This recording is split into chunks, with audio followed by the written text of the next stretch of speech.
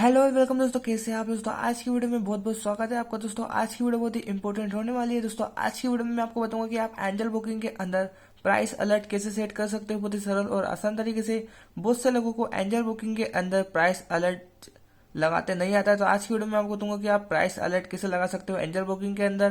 तो angel booking price alert लगाना बहुत ही सरल और आसान है। तो एंजल बुकिंग को ओपन करा है मैंने, तो यहाँ पे आप देख सकते हो एंजल बुकिंग ओपन हो चुकी है।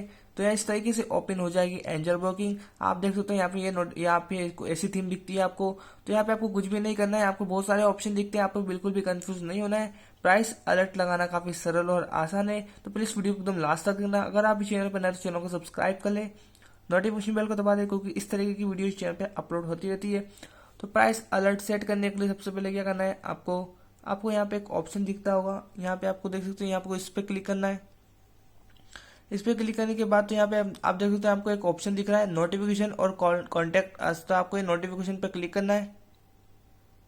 नोटिफिकेशन पे क्लिक करने के बाद आपको तीन ऑप्शन दिखते हैं, अलर्ट, रिसर्च, ऑल। तो आपको यहाँ पे करना है अलर्ट पे।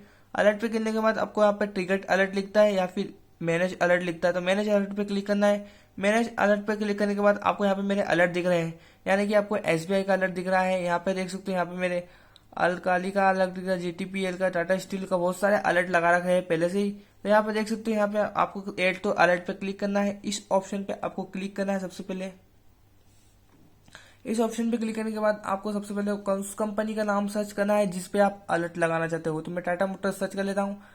टाटा मोटर्स पे मेरे को अलर्ट लगाना था, मैं टाटा मोटर्स पे कर लेता हूँ। अब यहाँ पे मुझे यहाँ पे एनएससी करना है या बीएससी, नेशनल स्टॉक एक्सचेंज या बॉम्बे स्टॉक एक्सचेंज। तो मैं एनएससी पे करना चाहता हूँ। एनएससी पे करने के बाद तो यहाँ पे आप चाहे तो आप यहाँ से भी सिलेक्ट कर सकते हो, एनएससी या बीएससी। एनएससी करना चाहता हूँ। यहाँ पे 20 वीक लो हाई, इस पे भी आप देख सकते हो। देखो पूरे वीक में कितना हाई गया है आप देख सकते हो यहाँ पे, यानी कि यहाँ से 131 पे था, 530 पे गया है पूरे दिन आए। और यहाँ पे आपको सबसे पहले क्या करना है, अगर यहाँ अभी देख सकते हैं यहाँ पे आपको 484 पे, यानी कि 484 पे। तो आपको लगता है कि ये 483 पे जाएगा, तो आपको अलर्ट कर देगा और आप इसे बाय कर लोगे। तो यहाँ पे आपको देखते हो तीन ऑप्शन दिखता है अलर्ट मी। तो यहाँ पे दिखता है लेस देन या ग्रेटर देन, यानी कि 83 से बढ़ेगा तो आपको अलर्ट करेगा, या फिर 83 से कम होगा तो आपको अलर्ट करेगा। तो लेस देन इक्वल, 83 से नीचे जाएगा तो मुझे अलर्ट कर देगा। लेस देन इक्वल, या फिर देख सकते हो greater than equal. Less than equal करना है तो आपको अलर्ट कर देगा।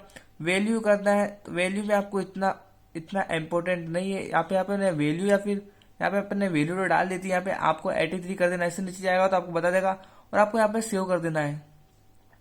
सेव करने के बाद आपको कुछ टाइम के लिए वेट करना है और आपका जो अलर्ट रहेगा वो सेट हो जाएगा।